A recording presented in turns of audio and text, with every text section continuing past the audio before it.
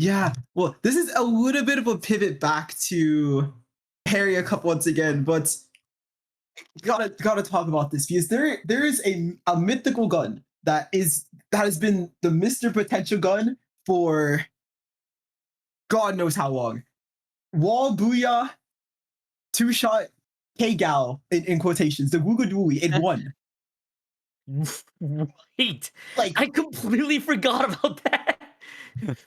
it's insane though. Like nobody ever thought that Glooga would do something.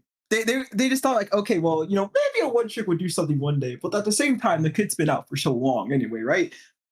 The reason why Glooga finally did something is the one god Glooga got off their butt and stopped playing solo queue and was like, I'll do a tournament or two. I haven't done tournaments in like half a decade. I'll give it a whirl. Tiramisu came back, and the two tournaments that he did after coming back into competitive, he got fourth. The patch happened, and then he got first.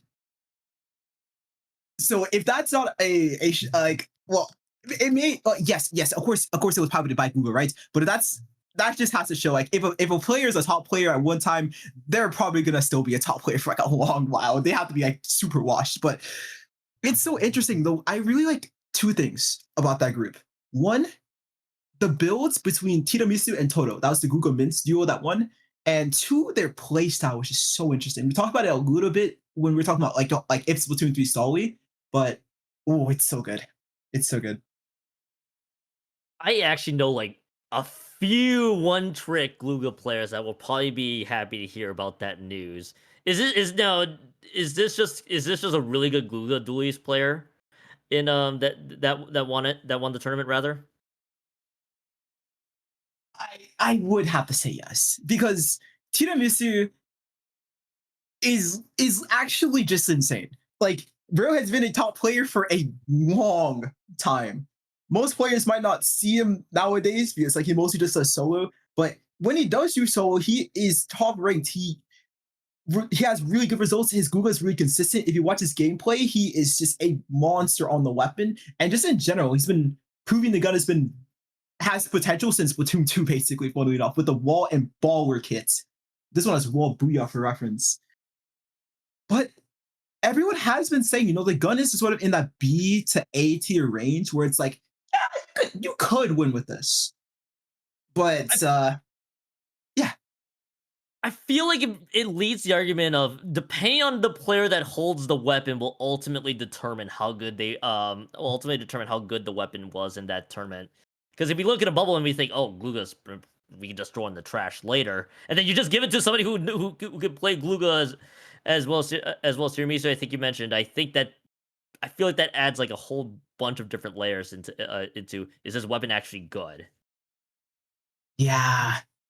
The the ability to apply this theory, it's so important. It takes so many hours. It takes real dedication to your gun. But I gotta talk about something.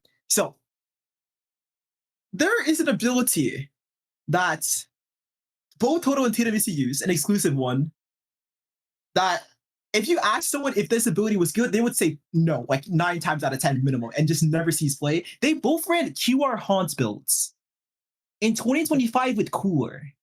Nice. Hmm. Now, if you Ver- guys don't know what Haunt does, which I don't blame you because no one uses the ability, if you die, you create a thermal ink effect on the opponent. And what that does is if your opponent that killed you is just standing up, you can start to see them through walls. Now, it won't work if you're too close, and it won't work if they're in squid form, but this could help with detection every now and then. Usually you want to pair haunts with QR so you can just get as many haunt blocks as possible. And also, which is pretty nice, if you specifically pick off the player that is haunted, like has the haunts debuff, you get a respawn punisher effect on them. So basically you kill them for longer. That's crazy. And yeah, I've completely forgot that haunt was an ability that existed. Yeah. Yeah. And it's like they both run into, which is insane. But I think for the way that they played the tournament, it makes sense. Their strategy would be to have Dusu and Pen, cycle coolers, cycle jumps, generally play sometimes their crossfire, but usually be an anchor for jumps. But once they would start to create a hold, which they would create that hold through Glooga finding a wall kill on someone, right? Where it's like both players are neutral, and then one of the opponents moves from cover out into the open. Tiramisu sees that, throws down the wall, rolls in, bam, bam, gets a kill, and then the rest of the team can open up from that. Once that starts to happen, what Ryukun would do is start to move around to the left side, move around to the right side, paint, place beacon, beacon over here, there, all that. The Zukas also will help as well. But generally, the idea is have that first kill happen, set up paints and beacons as soon as possible, and then Toto and Tiramisu will just start to blitz it down. They will jump to the most aggressive spot they can, start a fight on the opponent's plat, or start it from a flank on their side to force them to look backwards away from zone. And then if they die, that doesn't matter. One, they're going to be proccing haunts. They may have QR, they may have cooler, but they can just jump back to the beacon, or they can jump back to Dusu. So it's almost like you're gambling. Like you're just getting so many chances to gamble, just nuking the opponents by having so many opportunities to rush in. It's a really unique way to play the game. And I think for double haunts, it makes sense. I kind of like the idea, especially the theory behind using haunts in that scenario. But I wouldn't be shocked if I wouldn't be shocked if that just never sees the light of day. But that is really cool to see. Yeah, That is actually genuinely really cool to see, though. Mhm.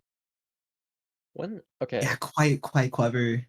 Pastry, I don't know if you would know this, but do you have any idea what, like, tiramisu's sense is?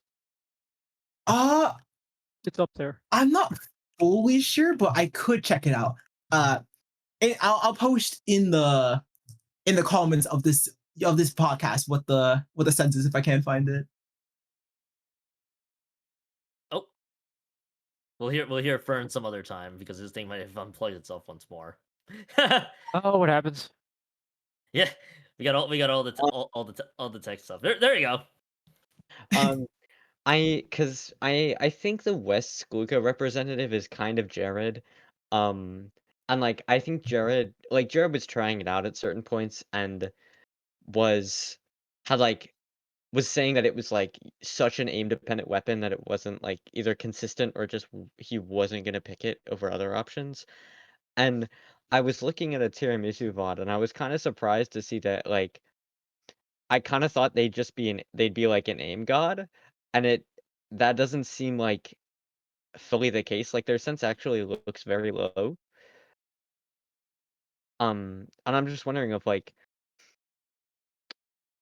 if you would have anything is that, like, a stylistic difference, or do you think it's just they kinda just pop off anyway, or I if you could mean, tell me anything about that? I do agree. Like the ceiling of aim from players like Kotaji, for example, right? Where it's like Kotaji is a Splat Dewey player, but Oh, if I know them. yeah, for sure. Like Kotaji's aim is ridiculously good. I don't think Tiramisu's aim is at that level. It's of course consistent, but like as you're saying, there is more of a style element to it where it's like you don't have to be as crazy on the aim with like a Glooga compared to like a Splat Dually because you have the wall that's a little bit forgiving, you have the range that's more forgiving. So where I think it like as long as you're like just somewhere consistent, like it'll be fine. It what I noticed a lot more about Tiramisu and like Tiramisu's strength is how well he uses the wall to find aggressive timings. He's really good when it comes to doing that. That's That's fascinating. I feel like if we get the sense information there, I feel like we get an idea on how Tiramisu's aim as a whole or how they play as a whole is going to be important.